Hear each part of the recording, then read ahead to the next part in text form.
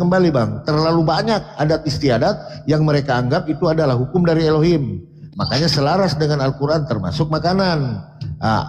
Mengapa kalian mengharamkan apa yang telah dihalalkan? Ya kan, contoh makanan tadi, karena di mereka ini terlalu banyak lah aturan udang apa segala macam, ikan ini, padahal wilayah itu wilayah laut. Murid-murid Yesus itu adalah nelayan. Bagaimana mereka menangkap ikan untuk apa? Untuk dilihatin doang? Masa nggak dimakan? Nah ini bang, termasuk satu hari Sabat. Mereka Yesus datang, makanya waktu saat dia memetik gandum, orang-orang dia menghujat Allah. Padahal Yesus datang ini mengajarkan bahwa Sabat itu, kalau kita lapar, masa kita mau nunggu selesai Sabat? Kalau kita hamil, istri hamil, masa mau nunggu hari Sabat? Kalau tangan patah, jangan dulu diurut Pak, tunggu selesai Sabat. Nah, enggak seperti itu. Itulah yang datang. Ya, itu pertama ya, masuk kedatangan Yesus. Lalu pertanyaan begini bang, ya, ada dalil yang paling menarik dalam Bible. Dua konsep keselamatan. Jangan kamu jika hidup keagamaanmu tidak melebihi daripada ahli Taurat dan orang Farisi, kamu jangan harap masuk ke dalam kerajaan surga. Ini standar. Ini standarnya. Jadi ada dua, kan di situ ada dua kan? Hati-hati bang. Nah pertanyaannya, apakah orang-orang Farisi ini orang-orang ahli Taurat pemakan bebong? No. Itu satu. Lalu murid-murid Yesus ada nggak yang Kristen? Ada nggak pemakan bebong? No. Mereka semua praktisi Taurat, termasuk Paulus juga. Hati-hati. Hati-hati bang. Makanya saya nggak tahu ini Kristen dari mana. Dia mengikuti siapa? Sementara murid-murid Yesus adalah orang-orang praktisi Taurat. Silakan. Turun dulu ya, Pastor Loading, Papi, host, Bang Jun. Oke, saya mau jemput anak sekolah dulu. Oke, assalamualaikum warahmatullahi wabarakatuh. Waalaikumsalam warahmatullahi wabarakatuh. Pi, kita sapa dulu Pi ya, dua teman kita ini Pi. Gayu, selamat sore. Selamat sore teman-teman. Kristen abang? Saya Muslim abang. Kini saya cuma Muslim. menyampaikan sedikit tentang penjelasan yang dijelaskan oleh Papi Gembala. Ini yang dijelaskan Papi Gembala ini masih yang seputar masuk akal loh. Masih banyak yang nggak masuk akal yang nggak kita jelaskan di sini. Ini aja sudah saling bertabrakan ya Bang Loading ya. Ya. Apalagi nyeleneh hukumnya banyak. Hukumnya yang bertabrakan. Iya, semuanya bertabrakan. Kalau di sini kita nggak pakai logika, ya nggak bakal ketemu. Itu intinya. Terima kasih izin mute. Oke, thank you Bang ya. Oke, terima kasih Bang ya atas waktunya. Oke, saya turunkan Bang. Siska, selamat sore Siska. Assalamualaikum. Waalaikumsalam. Baik, ada yang mau disampaikan Kak Siska? Mau nanya nomor telepon lu mungkin? Papi. Oke, baik, saya turunkan ya Kak ya. Silakan Bang, mau baik dilanjut. Kalau Anda menanyakan saya, menanyakan saya. Pernyataan Papi Gembala saya setuju. Ya udah satu. Katakan Papi Gembala itu saya setuju dan itu yang masih karena kita tidak manusia sempurna ya Pak, selalu ingin yang terbaik, selalu yang membuat semakin ke depan kita semakin baik itu. Ya, kayak itu Yamaha aja. Setuju Pak. Sepakat. Beliau ini masih rawat minat. Jadi berubah-ubah setiap rumah. Kalau di saya dia tidak menuhankan Yesus. Komal sebelah Yesus Tuhan. Komal ini tadi dia bilang, emang Tuhan itu apa? Tidak. Asal jangan ke roomnya CP. Habis kau di sana Bang. Di blender di roomnya CP. Saya Yesus itu sebagai Tuhan atau junjungan gitu Pak.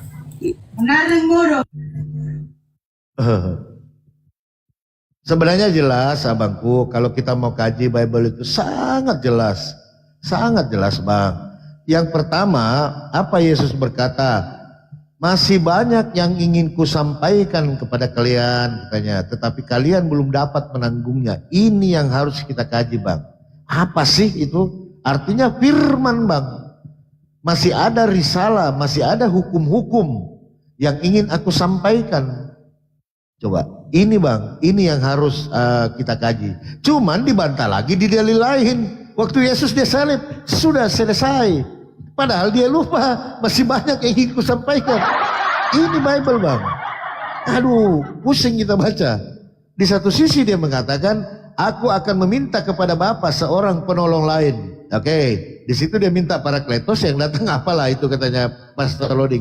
Minta kipas angin, yang datang anginnya, gak apa-apa lah. Di satu sisi dia berkata lagi, itu tadi, masih banyak yang ingin beta sampaikan kepada Ose katanya kan. Tetapi Ose belum dapat menanggungnya, kata orang Ambon. Waktu dia mau mati apa dia bilang? Sudah selesai. Apanya yang sudah selesai? Begitu abangku. Ya, digaskan. Lanjut Bang Mau Baik. Makanya saya bilang Bang, mengkaji Bible itu jangan pakai dalil, pakai akal, pakai rasio. Baru ketemu Bang. Insya Allah. Asyadu. Masuk Bang Loding. Menarik ya pembahasan kita kali ini ya. Iya, silakan Pak Mau Baik. Saya mau persiapan lagi, saya mau asar sini. Aku udah lama di atas Pak Loding. Aku juga mau turun. Bukan masalah lama di atas, tapi kalau tidak ada perubahan. Yes, saya berubah. Kehidupan itu yang berubah Pak Loding. Yang dulunya orang jahat semakin membaik kan gitu. Nah kalau begitu sekarang masih menuhankan Yesus atau tidak? Saya memahami dari dulu dia junjungan. Masih sama. Ditanya lain jawab lain. Masih menuhankan Yesus atau tidak? Sebagai Tuhan. Begini pertanyaan saya. Masih menuhankan Yesus atau tidak? Tidak. Ya sudah. Begitu. Tidak. Masih percaya kalau penyaliban penebusan dosa? Yang penebusan dosa itu seperti Yesus yang menebus dosanya. Jadi dia sendiri. Dia kepada Tuhannya. Ini pertanyaan saya. Masih percaya Yesus penebus? Masih percaya dengan kematian Yesus menebus dosa? Penebusan dosa Pak, cermin kehidupan yang taat.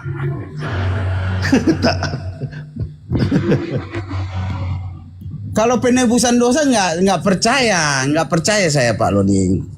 Yang saya tanyakan begini, apakah Mau Baik ini masih percaya dengan matinya Yesus di kayu salib adalah menebus dosa orang Kristen? Menebus. Dia kan ibaratnya pemimpin kita. Jadi kalau kita mengikut seperti gini Pak Loding. Ini bukan mau baik tapi ini mau gila ini. Ragu-ragu dia. Inilah Bang, makanya kemarin saya bilang sehat. Kan mesti rawat jalan, rawat nginap. Ya. Inilah yang dimaksud Bang. Antara akal sehat dan iman itu bertolak belakang. Akhirnya ragu-ragu. Kayak itu Sugiarto. Kalah lah dia. Maksudnya kan begini lagi itu Sugiarto. Iya, silakan. Penebusan dosa bukan artinya sesudah Yesus di tiang disalibkan, orang Kristen itu sudah ditebus dosanya. Saya tidak meyakini begitu Pak Loding. Tidak meyakini. Tapi dengan perbuatan kita yang seperti yang dicontohkan Yesus, nanti dosa kita ditebus oleh Bapa. Bukan Yesus. Bukan Bapak yang nebus. Apa ulang pertanyaannya Bang Loding? Begini. Kasih pertanyaan baru sudah. Sekali saya mau asar. Begini. Pak Mau Baik, Yesus datang ke dunia itu dia dibunuh atau bunuh diri? Dibunuh. Termasuk Oke. itulah orang-orang yang tidak suka kepada Yesus. Oke. Yang membunuh Yesus itu siapa orang-orangnya? Orang yang tidak pemahaman dengan Yesus. Oke, yang bunuh Yesus itu masuk di surga apa neraka? Kalau saya sih tidak masuk itu. Oke, tidak masuk. Nah, dengan Yesus mati, maka Allah Bapa menebus dosa kalian kan, Kristen kan? Tidak segitu, tidak gitu. Kalau pemahaman saya nggak gitu, Pak Lodi. Udah asado aja dong, asado aja Bang daripada kau Lanjut bingung dulu, Bang. Papi. Saya persiapan nih. Oke, kita sapa dulu ya Pi ya, sebentar Pi ya. Salpasari juga, Bang Sal selamat Assalamualaikum warahmatullahi wabarakatuh. Bang Ivan, selamat sore. Oh iya, selamat sore. Kristen atau Islam? Saya Islam tapi masih banyak pertanyaan juga dalam hati saya gitu. Pertanyaan Ya. apa Bang? Saya cuma pengen tahu ini kenapa kok gini loh. Yesus kan disalib di pas hari Jumat dan di terik-teriknya matahari di atas matahari di atas ubun-ubun. Kenapa kok orang Islam kok sholat di hari Jumat juga? Gitu loh, seperti kayak memperingati begitu. Coba Papa Gemul bisa jawab nggak? Mohon maaf ya, izin Nggak gitu. ada dalil, Nggak Bang. ada penjelasan. Nggak ada dalil Bang. Nggak ada Nggak bisa dalil kita itu. Bang yang nggak ada Nggak dalil bisa gitu. kita jawab. Iya. Cuma ingin Itu asumsi aja. penasaran aja ingin Iya. bertanya gitu. Cocok Ya logi ngapain nggak bisa ditanya Bang. orang nggak ada Kita nggak dalilnya pakai. Bang. Kecuali ada dalilnya, baru kita jawab dengan dalil. Kalau itu kan berandai-andai namanya Bang. Oke, Iya, siap. nggak bisa Bang. Kita tidak bisa Oke, beriman kepada hal-hal yang tidak ada tertulis itu Bang ya. Abang Oke, salah. baik. Terima kasih Bang Abang ya. salah. Selamat. Abang Assalamualaikum. salah Bang. Sabar loh. Abang salah kalau abang baca Bible 3 waktu penyaliban Yesus. Ada jam 9 pagi, ada jam 12, ada jam 3 sore. Iya itu. Yang benar yang mana itu Papi Gembala ya? Ya kagak tahu lah, emang gua di situ. Bang. Orang benar ceritanya itu. begitu. Yang benar itu kalau penulisan Yohanes itu masih memakai jam Yahudi. Jam Yahudi apa ya? Jadi kalau penulisan orang Matius dan Lukas itu ya, kematiannya itu jam Yunani seperti kita. Bang, selisih waktu antara Yunani dengan Yerusalem cuma 1 jam. Silakan dicek. Waktu Roma dengan waktu Yerusalem itu cuma 1 jam. Jam 9 pagi menurut Markus, jam 3 menurut Yohanes. Lukas jam 12. Yang mana itu? Jauh. Kalau jam apa Bang? Kalau yang ditulis di situ jam 3, jam 9 itu merujuk kepada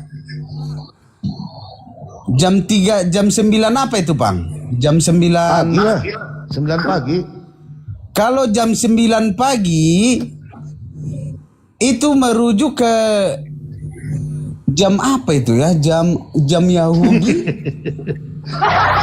Gak bisa Yahudi. Bang. Itu saya jam sudah Yahudi pernah kan acak. mulai- Itu kan sabar, saya tanya. Jam Yahudi itu kan dia hitungnya per waktu gini. Jam pertama, jam kedua, jam ketiga ada waktu jam sampai jam keberapa itu kan? Bukan dia menurut jam analog 1 2 3. Nggak ketemu Bang. Nggak ketemu. Jam ke 9 itu. Jam ke-9 itu bukan jam 9, tapi jam ke-9. Bukan juga di jam 3. Nggak ketemu. Kita sudah pernah hitung itu Bang. Pernah aku hitung itu. Kalau dia mau pakai waktu Roma dengan waktu Yerusalem, sangat jauh. Makanya diputarlah seperti itu. Gitu loh. Karena ini kan kesaksian abangku. Kesaksian. Karena Bible abang kan ini berapa ratus tahun baru diangkat kisah kembali. Makanya ada, ya betul kan? Betul abang ya? Jadi ada kesaksian yang mengatakan pagi, ada kesaksian yang mengatakan kira-kira siang itu jam 12 masih ada di persidangan. Ada kesaksian menurut ini, begitu abang. Gitu. Assalamualaikum. Waalaikumsalam warahmatullahi. Waalaikumsalam warahmatullahi wabarakatuh. Berarti Filsafat nih nggak jalan. Papi, berarti tadi Papi itu berarti kitabnya kira-kira ya? Ya memang kira-kira bang, kira-kira. Ya itu konsekuensi logis. Baru lucunya di sini bang. Assalamualaikum. Waalaikumsalam. Waalaikumsalam. Waktu persidangan abang baca itu kan, abang baca. Ketika Yesus sudah dibawa keluar, ya kan, dibawa keluar oleh Pilatus nih, sudah diserahkan di luar persidangan. Sudah banyak orang nih berkumpul kan, sudah banyak nih. Salibkan dia, tangkap dia Raja Israel. Apa kata Pilatus? Baik, ya kan? Dia masuk lagi ke dalam ruang persidangan, berbicara lagi antara Yesus Barabas. Dia bertanya yang mana ini yang mau diambil, padahal Yesus sudah ada di luar persidangan bang. Coba abang baca itu. Dia sudah dibawa keluar kan sama Pilatus nih. Terus Pilatus masuk lagi ke dalam. Dia ketemu lagi dengan Yesus di dalam. Coba. Unik itu bang. Karena penulisannya itu bang, ada di situ masih ada jam orang Yahudi dipakai, ada juga jam orang Romawi dipakai penulisannya. Belum di situ ada perbedaannya. Jam belum ada waktu itu bang, belum ada. Abad keberapa baru muncul jam analog? Mana ada jam dulu? Romawi belum ada jam analog. Abad pertama itu belum ada bang. Kok ditulis ada jam di situ, jam sekian, dari mana tahu mereka? Lah itulah gue bingung dari mana tahu. Kira-kira jam 12, kira-kira jam 3, kira-kira. Cuman di Markus itu dia nggak pakai kira-kira, langsung jam 9 ketika Yesus disalibkan, nggak pakai kira-kira dia di situ. Nah pertanyaannya, jam belum ada bang, dari mana jam itu ada? Gitu abangku, ya. Nah nanti ku tanya dulu penetu aku dulu pak. Iya tanyalah dulu ya. Nah nanti kita sinkronkan. Coba ketemukan saya jam 9 pagi dengan jam 3 sore. Terserah mau pakai metode apa. Silakan. Bolehlah, itu. bolehlah pak. Ya ini kita edukasi ya bangku ya. Kita cari kebenaran ya kan. Gitu.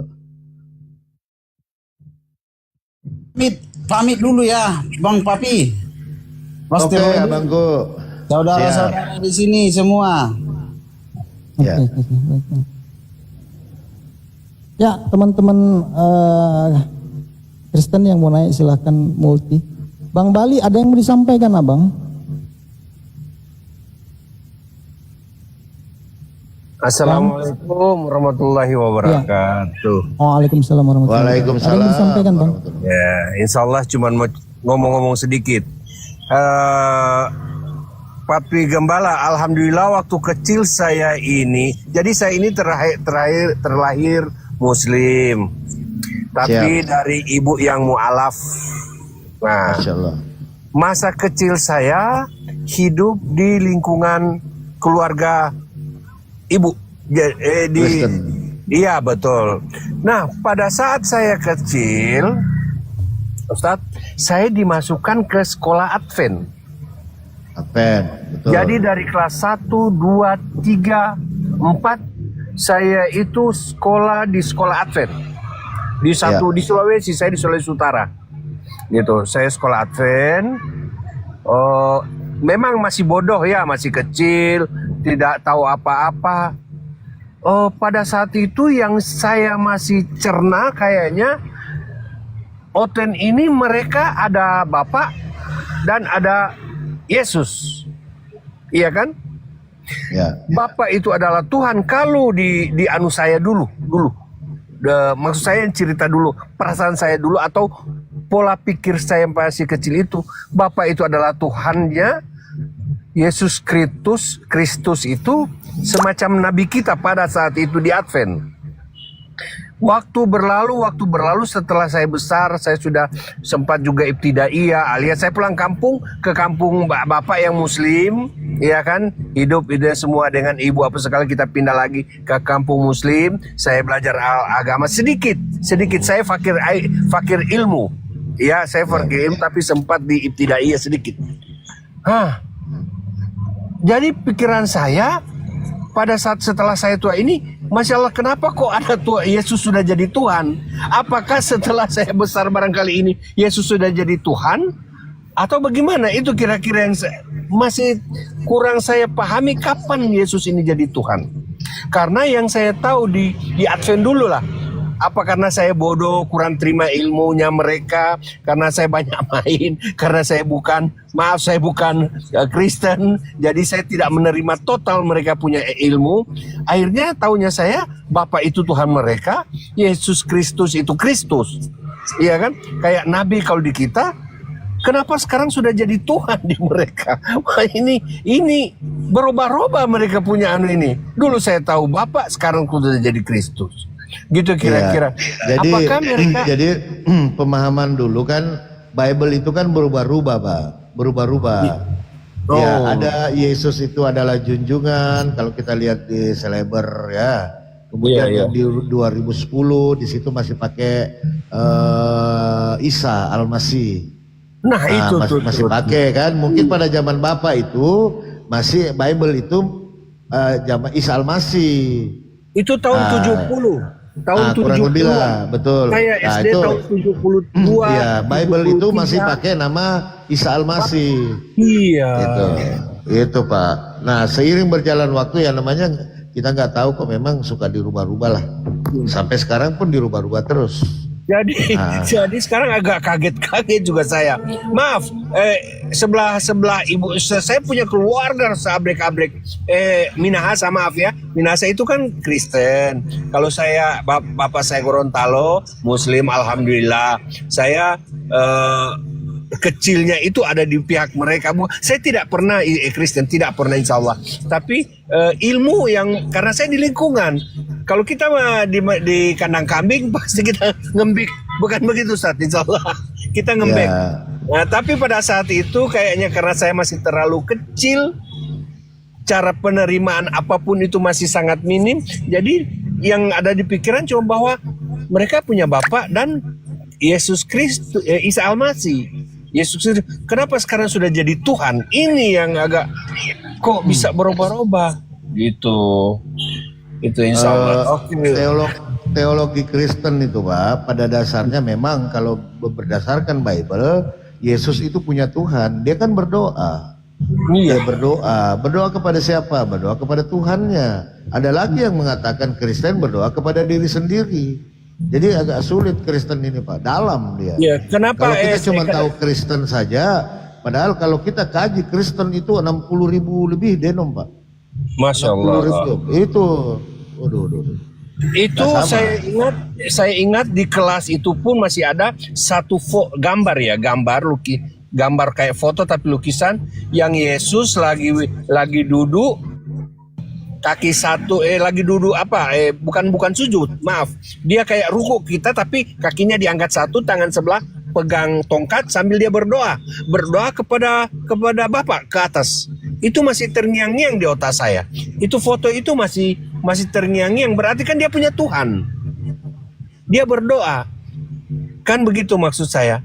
Kenapa sekarang sudah jadi ini ribut saya ngikutin di ya, memang manapun. begitu Bang, nggak bisa. Itu memang Al-Quran sudah menjelaskan itu. Coba baca Al-Maidah 14. Itu Al-Quran Al-Maidah 14. Kepada orang-orang yang telah dibelikan kitab, lalu mereka sengaja mengurangi dari perkataan-perkataan Tuhan, maka Allah akan menimbulkan permusuhan di antara mereka hingga akhir zaman, hingga kiamat Pak. Maha benar Allah dengan segala firman-Nya. Teman-teman buka di Al-Maidah 14 ya. Insyaallah. Oke Ustaz, lanjut. Nggak akan selesai itu. Nggak akan selesai. Tidak akan selesai, tidak. Dan tidak pernah tembus di otak mereka. Jadi dengan cara apapun insya Allah kita mau sampaikan itu mental. Ya pelan-pelan lah Pak, pelan-pelan. Kristen ini nggak bisa Pak dengan doktrin. Doktrin itu tidak semudah membalikan telapak tangan Pak. Kalau dari kecil kita bilang kan cabai itu manis, udah manis terus dia ke sana Pak. Walaupun orang katakan cabai itu pedas, tapi dari kecilnya dia dikatakan bahwa cabai itu manis, udah manis terus sama dia Pak. Seperti itu Pak, itu doktrin. Ya Allah ya Rabbi. Oke lanjut Ustaz, lanjut. Oke, makasih Pak. Semoga sehat keluarga semua ya. Allahumma amin. Assalamualaikum. Amin. Waalaikumsalam warahmatullahi wabarakatuh. Waalaikumsalam warahmatullahi wabarakatuh.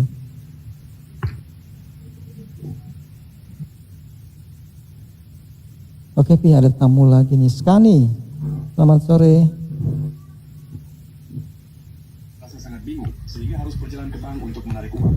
Skani. Shalom, shalom. Oke, saudara dari Kristen, Bang? Kristen. Oke, baik. Kita diskusi, Bang ya. Saya sapa dulu, Bang. Seperti biru, selamat sore. Selamat sore, assalamualaikum semuanya. Waalaikumsalam. Ada yang mau disampaikan, Bang? Cuma nyimak aja diskusi ini. Oke, kalau nyimak, saya mohon maaf, Abang di bawah bantu tap layar abangku ya. Oke, baik. Bang Skani, ini ada Papi, silahkan Pi, lanjut silahkan apa yang mau didiskusikan. Oke Bang Skani, salam kenal, salam toleransi ya Bangku ya. Silakan Bang, Anda seorang Kristen apa Bang? Saya Protestan. Protestan, Martin Luther. Pemahamannya Tritunggal apa Oneness apa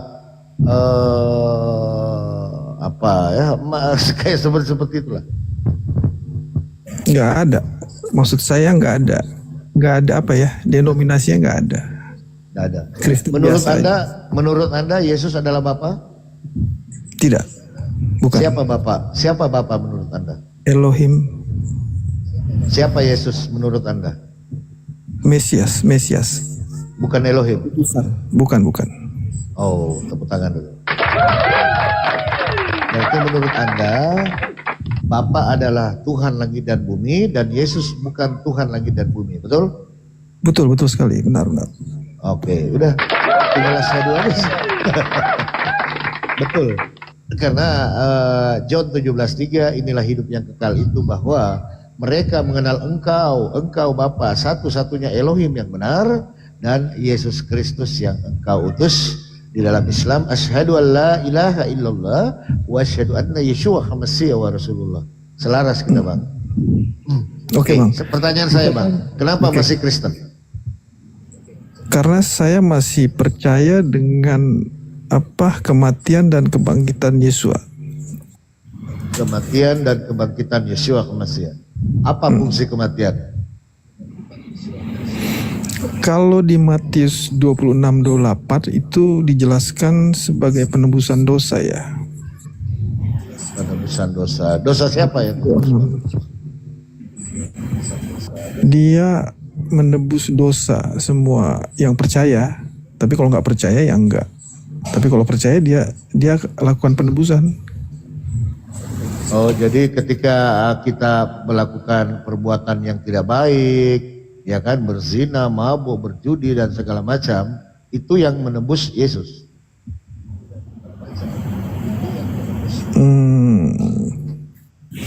Kalau sudah ditebus harus ini Bang, harus bertobat. Kalau nggak bertobat ya nggak akan ada penebusan. Harus bertaubat. Jadi kalau kita nggak bertobat ya sama aja nggak ada penebusan. Nah, apa fungsinya penyaliban Bang? Toh pada akhirnya kita juga harus bertaubat. Ini ya, karena dia menyuruh kita itu dalam nama Bapa, Putra, Roh Kudus. Jadi yang saya tanya Bang, apa fungsi penyaliban? Toh pada akhirnya kita juga harus bertaubat.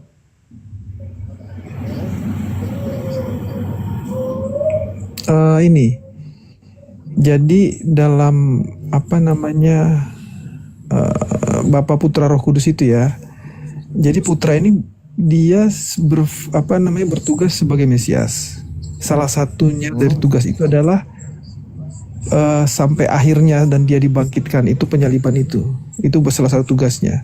Dan pengertiannya itu kalau sebelum dia disalibkan dia mengalami perjamuan ya, yang terakhir dengan murid-muridnya. Di perjamuan itu dia menyatakan itu yang Matius 26 ayat 28. Ini adalah penebusan dosa. Darahku. Betul itu. Ya. Jadi pemahamannya memang tanpa kita menerima perjamuan itu sebagai penebusan dosa, kita tidak akan sampai kepada Bapa. Jadi itu salah satu inilah seperti apa ya, proses yang harus kita terima. Pemahamannya saya lagi lebih spesifik Bang. Saya lebih spesifik pertanyaan saya, apa fungsi penyaliban itu? Toh pada akhirnya kita juga harus bertaubat, Bang. Jadi penyaliban itu sebenarnya bagian dari tugas Yesus sebagai Mesias. Jadi tanpa penyaliban dan kebangkitan dia nggak akan menjadi Mesias. Itu yang pertama mungkin harus dipahami. Jadi tanpa Di mana itu dalilnya, Bang? Jadi tanpa penyaliban dan kebangkitan, saya nggak punya iman terhadap Yesus ini. Dan itulah proses Mesiasnya itu. Makanya jadi dia mati dulu baru bangkit jadi Mesias. betul. Tanpa Berarti itu gagal Berarti semua. sebelum disalib dia bukan Mesias. Belum dipercaya. Karena dia hanya pengajaran-pengajaran kan. Loh, kan dia sudah mengajar di bait-bait suci, Bang. Iya, Gimana maksudnya Anda mengatakan dia ditolak sebagai sebelum Mesias? penyaliban itu Yesus kan hanya mengajar, melakukan pengajaran dan melakukan mujizat. Tetapi tidak sempurna sebelum terjadi itu penyaliban. Apa yang disempurnakan dari kematian, Pak? Oh, pada awalnya sebelum dia mati dia bisa bermujizat kok yang diberikan oleh bapaknya kan. Dia sudah mengajar di bait-bait suci. Artinya, Bang, orang-orang di situ sudah menerima dia pada dasarnya. Ya kan? Karena tidak mungkinlah seorang, apalagi budaya Yahudi, Bang, tidak sembarang orang jadi pengajar, nggak sembarang. Bukan hanya ngajar gitu, nggak boleh. Seorang rabi itu ketat, Bang, dalam tradisi Yudaism. Anda mengatakan tadi belum Mesias. Lalu bagaimana dia mengajar kalau dia belum Mesias? Bagaimana dia sudah punya pengikut tapi dia bukan Mesias? Coba kita pakai akal, Bang. Anda tadi mengatakan setelah dia bangkit baru dia Mesias. Bagaimana ini? Lalu apa yang diajarkan setelah bangkit? Gak ada. 40 hari ngapain dia? Gak ada. Jadi itu proses, Bang. Jadi proses yang lengkap. Jadi tanpa kebangkitan Yesus ini tidak akan menjadi Mesias. Betul. Itu pemahaman saya ya. Pemahaman saya begitu. Gimana dalilnya tuh? Gimana dalilnya itu, Bang? Itu pemahaman saya aja. Oh, pemahaman sendiri. Nah, iman Anda ini berdasarkan Bible atau pemahaman sendiri, Bang? Ya, Bible juga bisa menjelaskan itu. Nah, di mana dalilnya dia mati dulu baru supaya jadi Mesias? Saya nggak belajar teolog secara ini. Secara khusus. Ya. Nggak, gini aja, Bang. Seberapa sering Anda membaca Bible? Ya, di ibadah atau di gereja, paling di situ aja, ibadah atau di gereja. Abang sudah selesai dari Kejadian, Maleakhi, apalagi Matius sampai Wahyu? Selesai? Enggak ini. Nggak spesifik baca begitu enggak. Nggak apa-apa. Sama-sama kita belajar, Bang. Sama-sama kita belajar ya. Kalau saya, Bang, saya ini pencari kebenaran, Bang. Ya, pencari kebenaran. Walaupun saya sebagai seorang Islam, saya selalu dengan Pastor Pak Loding. Jangan-jangan Kristen ini benar loh, Bang Loding. Kita kaji Bible itu, Bang. Dikaji. Jadi, Bang, Nah, sabar dulu, Bang. Sabar dulu. Karena kebenaran itu, sabar dulu, Bang. Iya, sabar. Ya, saya tahu, Bang. Karena kebenaran itu mutlak, Bang. Kebenaran itu harus absolut satu, Bang. Gak ada kebenaran dua. Oke. Kalau tidak Islam yang benar, Kristen. Karena kita ini kan berdua, Bang. Kecuali saya dengan Konghucu, Hindu, Buddha ya. Nah, ini dua dulu. Tidak Karena mungkin paling dua-dua besar benar. umatnya ya. Bukan itu kalau ukur saya, Bang. Kebenaran itu pasti cuma satu, Bang. Gak mungkin, ya kan? Nah, kita cari mana yang benar ini, antara Islam atau Kristen, kan gitu, Bang. Ini saya cari,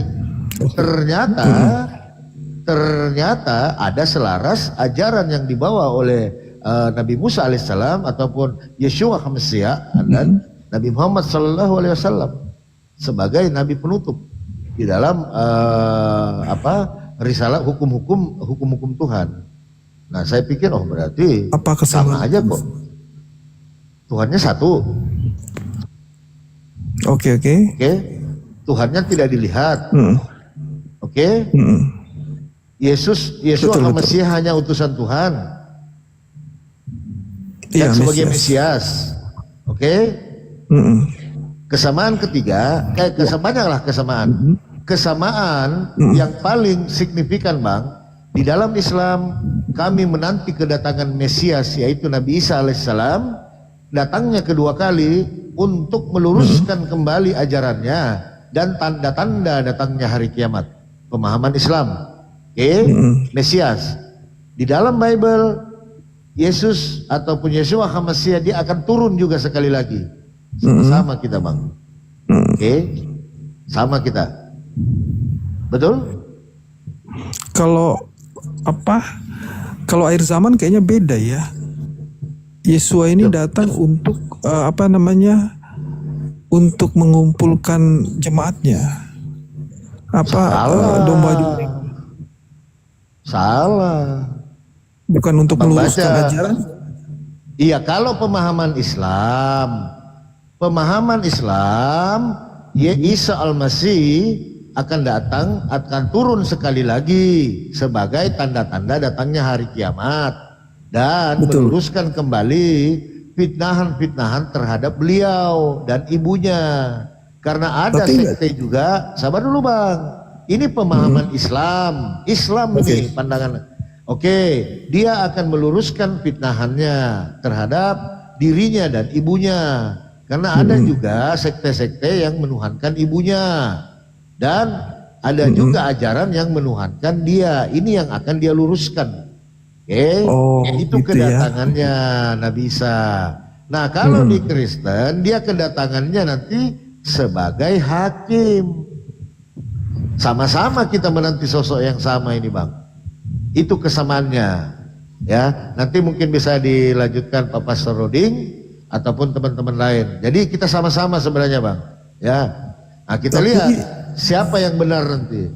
Gitu, Bang. Oke. Lanjut, Bang. Oke. Tapi nggak apa-apa lah. Kita sebenarnya di ketuhanannya dulu kan. Sebenarnya Abang ini di penyalibannya aja sih. Dinda Betul. Karena gini, kalau beliau sudah mengakui bahwa Yesus itu bukan Tuhan. Iya, karena Islam kan aja. Islam pada dasarnya tidak mengakui penyaliban itu kan. Ada penyaliban tapi bukan beliau. Nah itu maksudnya itu. Artinya gini, bukan Yesua lah yang disalib. Ya. Nah itu aja sebenarnya bedanya. Tetapi akhir zamannya pun berbeda. Memang Yesus datang untuk menghakimi, tetapi buat kita yang percaya itu kita menjadi dombanya. Artinya dia sebagai gembala, dia akan mengumpulkan kita gitu loh. Menyelamatkanlah kita. Semua domba-dombanya itu. Tapi bukan meluruskan salib ya, makanya mungkin di situ perbedaannya karena semua para Mesias dia punya domba, Bangku. Semua Mesias punya domba, semua nabi punya domba. Musa juga dia punya domba, karena domba itu sebenarnya kepada Bani Israel. Gitu, Bang. Nah, di mana dalilnya? Yohanes 5:45. Jangan kamu menyangka bahwa aku datang mendakwa kamu di hadapan Bapa, tetapi kepada Musa yang kepadanya engkau menaruh pengharapan. Berarti setiap nabi ataupun Mesias ataupun Rasul itu punya domba, punya pengikut maksudnya itu. Jadi dia nanti akan memisahkan antara Bani Israel yaitu yang patuh kepada Taurat lalu dengan yang Injil yaitu orang-orang Nasrani. Berbeda, Bang. Gitu. Oke, tapi satu lagi bang. Sebentar. Tuhannya Islam sama Tuhannya Kristen kan beda juga, Bang. Walaupun satu berarti ya. Ada dua Tuhan. Esa. Berarti ada dua Tuhan. Bukan, maksudnya Tuhan Islam sama Tuhan Kristen Tuhan yang berbeda walaupun dibilang Esa dua-duanya, tapi bukan Tuhan yang sama gitu. Berarti Tuhan dua. Enggak. Ya buat kita Kristen satu, yaitu Elohim. Abang Tuhannya satu, Kristen Tuhannya satu, saya satu. Berarti ada 2 Tuhan. Iya, jadi ada 2 dong. Oke. Tuhannya. Oke, Tuhannya Hindu lain. Oke. Beda. Tuhannya Konghucu lain. Oke. Betul. Nah, Tuhannya siapa lagi? Berarti banyak 4 Tuhan ada begini. Iya, menurut pengikut mereka masing-masing begitu. Nah, inilah yang harus diluruskan. Tuhan itu cuma satu, Bang. Cuman sudut pandang manusia ini yang berbeda. Makanya kita mengenal Tuhan itu supaya tidak berbeda-beda dari sifatnya dulu. Nah, sifat Tuhan itu seperti apa? Supaya kita selaras. Masa buminya satu, matahari satu, Tuhannya 4? Supaya kita selaras. Paham, Bang? Masuk, Bang Loding. Saya mute dulu ya. Saya close cam dulu, Dinda ya. Masuk. Sebenarnya oke juga sih Bang scan ini. Masuk, Mas Loding. Lanjut Bang. Ya, silakan. Bagaimana? Anda masih percaya kalau penyaliban itu penebusan dosa lagi, Bang? Kalau memang Anda gimana? Kalau pernyataan dari Yesua langsung dalam Matius 26 ayat 28 memang itu perjamuan terakhir ya. Bahwa inilah darahku sebagai darah penebusan dosa. Itu kan ada di Matius 26-28 tuh Bang. Terus bagaimana dengan Matius 19 nomor 16, 17, 18 itu? Bunyinya apa Bang ya? Di situ ada seorang muda kaya datang kepada Yesua mengatakan bahwa guru, perbuatan baik apa yang harus aku perbuat agar aku memperoleh hidup yang kekal. Maka kata Yesua, kenapa kamu bertanya yang baik? Cuma satu yang baik. Tetapi jikalau kamu ingin masuk ke dalam hidup, maka turutilah segala perintah Elohim. Nah, orang kaya itu dia bertanya perintah Elohim yang mana? Maka Yesua mengatakan satu, jangan membun-bun. Halo Bang?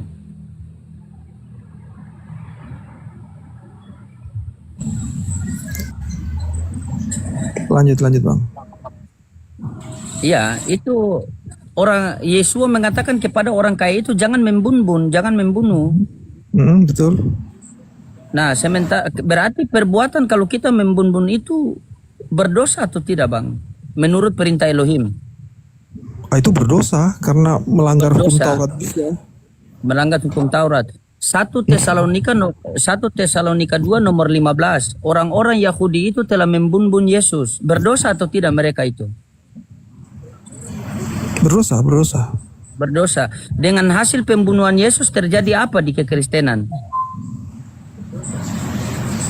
Terjadi, maksudnya gimana Bang ya? Dengan matinya Yesus itu terjadi apa di kekristenan?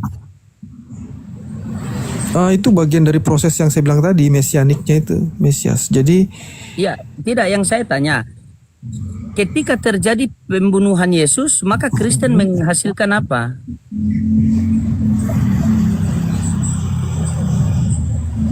Halo. Agak kurang jelas Bang. Oke. Dengan terjadi kematian Yesus, maka Kristen menghasilkan apa? Oh ya, proses penyaliban ya, dan kebangkitan. Kalau dalam Matius 28 itu yang dibilang inilah darahku sebagai penebusan dosa. Jadi pengertiannya itu menurut pernyataan Yesus langsung ya. Saya nggak pakai teori-teori dari Paulus, dari apa, karena agak kontradiktif mereka itu. Nah, saya ketika Anda yang heran ini ketika Anda mengatakan bahwa Anda tidak memakai teori-teori Paulus, tetapi Anda masih meyakini penyaliban. Padahal penyaliban itu datang dosa waris itu kan dari Paulus. Yesus tidak pernah mengatakan dosa waris. Bukankah ketika Yesus menyembuhkan seorang lumpuh, Yesus mengatakan karena besar imanmu maka dosamu telah diampuni. Kalau dia bercakap, dia bercakap, dengar. Matius 9 nomor 2. Markus 9 nomor 2. Markus 9 nomor 2. Karena besar imanmu, maka dosamu telah diampuni. Kalau dia bercakap-cakap saja, dosa orang itu bisa diampuni. untuk menebus dosa Kristen. Dan penebusan dosanya orang Kristen itu dengan kematian Yesus. Nah, matinya Yesus ini karena dibunuh oleh orang Yahudi. Sementara pembunuhan ini sangat dilarang oleh Elohim. Bagaimana bisa ada sinkron di situ? Coba. Ini pemahaman saya Bang ya. Sabar Pak, begini. Ketika kita berbicara agama, tidak boleh ikut pemahaman saya, pemahaman Anda tidak. Guna apa kita punya kitab suci, terus kita berbicara agama ikut pemahaman masing-masing? Kenapa Kristen berbicara harus terputar-putar? Karena mereka berbicara tidak berlandaskan dalil. Guna apa seseorang beragama punya kitab suci? Kalau dia menjelaskan agamanya tidak melalui kitab suci, tetapi melalui pemahamannya masing-masing. Coba. Jadi saya meyakini pernyataan Yesus langsung Bang. Apa yang Yesus nyatakan itu saya yakini. Oke, kalau Anda mengatakan pernyataan Yesus langsung, ada kurang.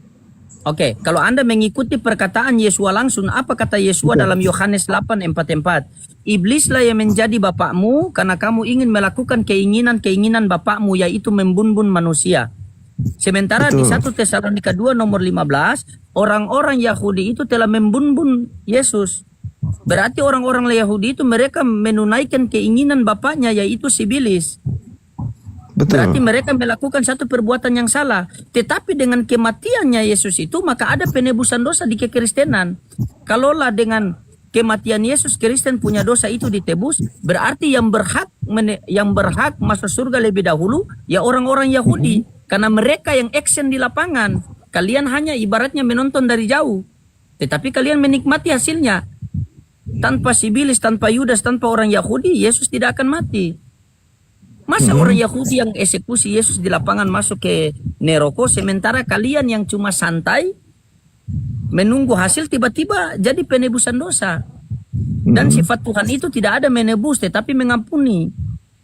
Begitu. Coba-coba Anda berpikir di situ. Berarti kalau Elohim menginginkan bahwa dia punya anak yang dia kasih karunia itu harus mati, berarti dia melanggar sendiri, dia punya aturan. Jangan membunuh. Coba itu yang bagaimana? Tadi, mungkin kembali ke Matius 26 ayat 28. Ini saya buka ya Bang ya. Sebab inilah darahku, darah perjanjian. Jadi ini sudah masuk perjanjian baru nih, yang ditumpahkan bagi banyak orang untuk pengampunan dosa. Itu gimana Bang pemahamannya? Itu langsung ya Yesus yang menyatakan. Matius berapa tadi biar kita buka sini? 26 ayat 28. Ini langsung Yesus. Berarti di situ Yesus sudah disalib gitu. Iya, karena dia menumpahkan darah bagi banyak orang. Masuk Sal, kalau mau masuk. Jadi prosesnya itu Bang, itu bukan dengan skenario yang diada-adakan ya. Jadi penumpahan darah ini, penyaliban bukan atas dasar kayak dibuat-buat gitu loh. Kayak skenario, ya udah kita bikin sandiwara. Enggak. Jadi memang itu melalui pembunuhan itu oleh ahli Taurat. Darah. Gini Bang, izin sedikit saya masuk ya. Pastor Doni sebelum masuk. Maksudnya darah dan roti itu Bang, itu pengajaran. Makanya dia berkata, kalau kau sudah melihat aku, kau sudah melihat Bapa. Aku dan Bapa adalah satu. Bukan darah beneran. Masa Tuhan butuh darah? Apa Bang? Emang Tuhan vampir? Jadi Yesus itu dia kan berkata-kata banyak perumpamaan gitu loh. Jadi kalau untuk darah untuk apa Bang? Untuk apa darah itu? Bukan. Tetapi yang dimaksud dengan darah dan ataupun memakan roti itu kau sudah mengikuti ajaran yang aku sampaikan. Gitu Bang. Maksudnya itu. Bukan darah. Masa vampir butuh darah? Emangnya vampir disedot gitu? Gak seperti itu. Ini kan kayak roti. Iya Abang, makanya jangan langsung memaknai seperti itu. Yesus hati-hati loh Bang, banyak perkataan-perkataannya perumpamaan. Kalau Anda mengatakan itu harafiah berarti Tuhan Anda butuh darah. Gimana Tuhan butuh darah? Bukan dibilang darah perjanjian Bang. Jadi bagaimana? Iya perjanjian itu Bang, hukum perjanjian gitu loh. Makanya ada perjanjian baru ya kan. Nah perjanjian baru yang dimaksud itu adalah hukum. Nah, Iya, perjanjian baru itu Bang, kalau Abang mau lihat yang sebenarnya perjanjian baru itu Abang buka Yeremia.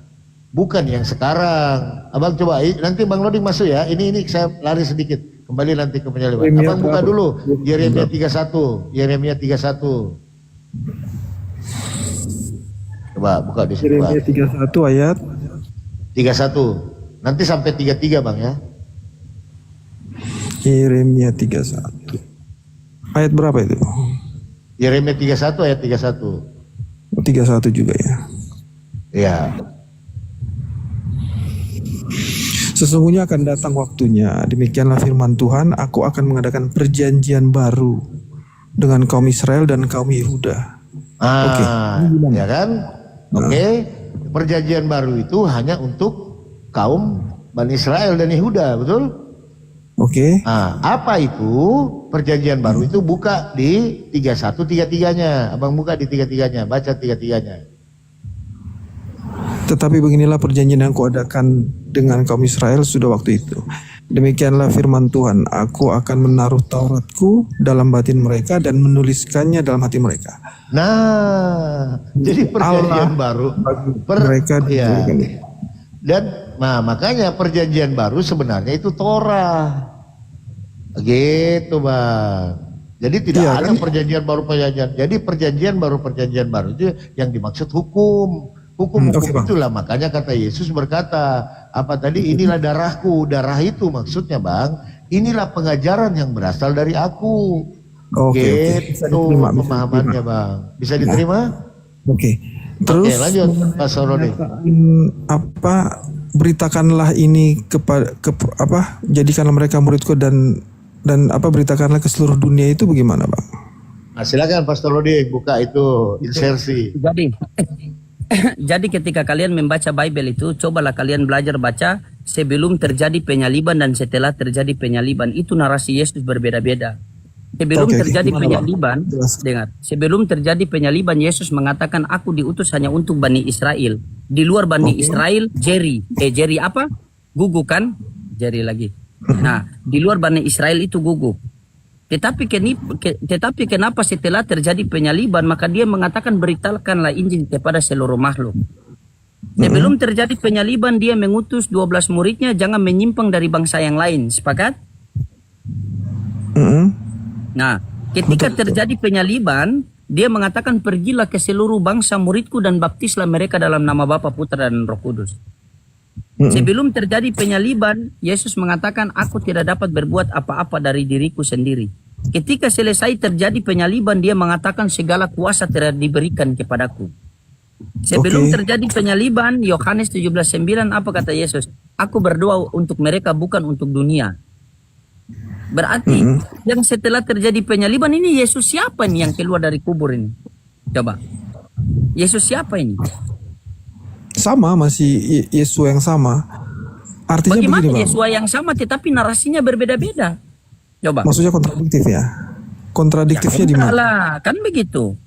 Sebelum terjadi penyaliban dia mengatakan hanya untuk Bani Israel. Tiba-tiba setelah terjadi penyaliban dia mengatakan pergilah ke seluruh bangsa muridku dan baptislah mereka dalam nama Bapa, Putra dan Roh Kudus.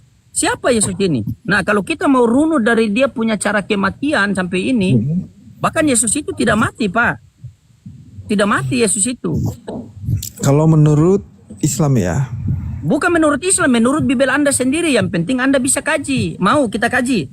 Coba gimana? Maka buka Ibrani 5 nomor 7. Kita start dari situ. Ibrani 5 ayat 7. Nomor 7. Dalam hidupnya sebagai manusia ia telah mempersembahkan doa dan permohonan dengan ratap tangis dan keluhan kepada Dia yang sanggup menyelamatkannya dari maut, dan karena kesalehannya ia telah didengarkan. Nah, di situ Yesus berdoa minta apa, Pak? Mempersembahkan doa, permohonan dengan ratap tangis dan keluhan kepada Dia yang sanggup menyelamatkannya dari maut. Menyelamatkan Yesus dari maut. Selamat dari maut itu kan kematian, benar?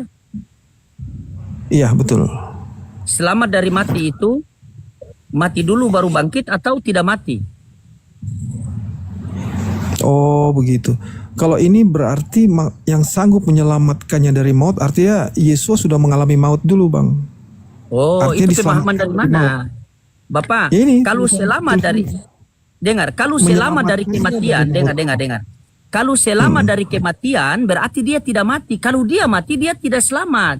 Wong mati mau bangkit besok, mau bangkit lusa, mau bangkit langsung 1 jam ke depan, itu namanya tidak selamat. Selamat dari kematian itu berarti dia tidak akan mati. Anda tahu apa Ibrani 5 nomor 7 itu doa Yesus agar selamat dari kematian. Di mana doanya itu? Doanya itu waktu di Taman Getsemani. Ya Bapa, jikalau cawan ini berlalu, biarkanlah berlalu. Berarti Yesus menolak kematian kan? Karena Betul. cawan itu adalah penyaliban. Tetapi bukan kehendakku yang terjadi, melainkan kehendakmu. Benar tidak? berarti Nah, sabar. kematian dalam Sabar. Di Ibrani 5 nomor 7, karena kesalehannya maka doanya telah ia telah didengarkan. didengar. Berarti permintaan Yesus untuk selamat dari penyaliban didengar atau tidak sama Bapa? Selamat dari penyaliban. Begini Pak, begini. Jadi Saya Bang, tampilkan datanya. saya ngerti pemahamannya. Jadi Bang ini menyatakan dari Ibrani 5 ayat 7 ini bahwa Yesus tidak disalib ya. Benar nggak? Dan doanya didengarkan. Iya. Gitu ya. Nah, tetapi dari pernyataan Yesus sendiri yang di Taman Getsemani, cawan ini biarlah lalu daripadaku, hanya kehendakmu lah yang terjadi. Artinya dia mengalami penyaliban di situ, Bang. Jadi artinya ini Ibrani ini menjelaskan bahwa Yesus itu diselamatkan dari maut, Bang. Coba kita buktikan, Pak ya. Yesus diselamatkan dari maut bukan berarti Yesus menghindari maut. Iya, Tapi coba kita buktikan. 3 hari bangkit gitu. Sabar, kita buktikan Pak ya. Di sini kita lanjut. kita pakai data. Dalam hidupnya sebagai manusia, ia telah mempersembahkan doa dan permohonan dengan ratap tangis dan keluhan kepada Dia yang sanggup menyelamatkannya dari maut. Dan karena kesalehannya maka ia telah didengar. Berarti doa Yesus didengar kan? Didengar benar. Oke, didengar. Kita buka di sini, ada rujukannya, kita buka di sini. Tak. Doa Yesus di mana? Yaitu di Taman Getsemani kan? Nah ini. Di mana Nah itu, ini. Bang? Di apa? Di Matius 26:39. Ya? 26. 39. Oke, lanjut, Bang. Saya baca Nah, juga di sini. coba Anda baca yang coba Anda baca itu, coba Anda baca. 39 ya. Ya. Maka ia maju sedikit, lalu sujud dan berdoa. Katanya, ya Bapakku, jikalau sekiranya mungkin, biarlah cawan ini lalu daripadaku. Tetapi janganlah seperti yang ku kehendaki, melainkan seperti yang engkau kehendaki. Oke, Bang, sabar ya. Maka ia maju sedikit, lalu sujud dan berdoa, ya Bapakku, jikalau sekiranya mungkin, biarlah cawan ini berlalu daripadaku. Ada koma di sini kan? Iya ya. Berarti ini permintaan Yesus bahwa jikalau cawan ini berlalu, jikalau penyaliban ini berlalu, jikalau peristiwa penyaliban ini berlalu, biar berlalu. Ini permintaan Yesus, benar tidak koma ini? Betul, kan? betul, Bang. Tetapi setelah itu Yesus lanjutkan karena dia sadar dia tidak dapat berbuat apa-apa sehingga dia sadar. Tetapi janganlah seperti yang ku kehendaki, melainkan seperti yang Bapa kehendaki. Benar? Betul. Nah, yang koma ini dikabulkan atau tidak? Artinya seperti yang dikehendaki oleh Yesus ya, itu tidak dikabulkan. Iya, karena begini, karena dia permintaan ini kan? Ini Betul, kan permintaan. tidak dikabulkan. Permintaan Nah. Yesus yang pertama ini yang ada koma nih. Ya Bapa, Iya. jikalau kiranya mungkin, biarlah cawan ini berlalu padaku, tetapi janganlah seperti yang kukehendaki. Kalau doa Yesus ini, kalau Yesus mati, berarti doa ini tidak dikabulkan. Betul, Benar? betul. Berarti doa Yesus, kalau doa Yesus tidak dikabulkan, maka Anda bertentangan dengan ini. Oh, yang Ibrani tadi ya. Bukan. Ini juga. Anda Yang mana? bertentangan dengan ini. Nih.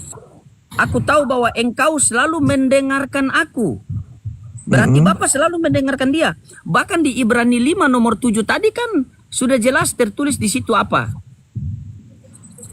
Ini. Engkaulah yang menyelamatkan.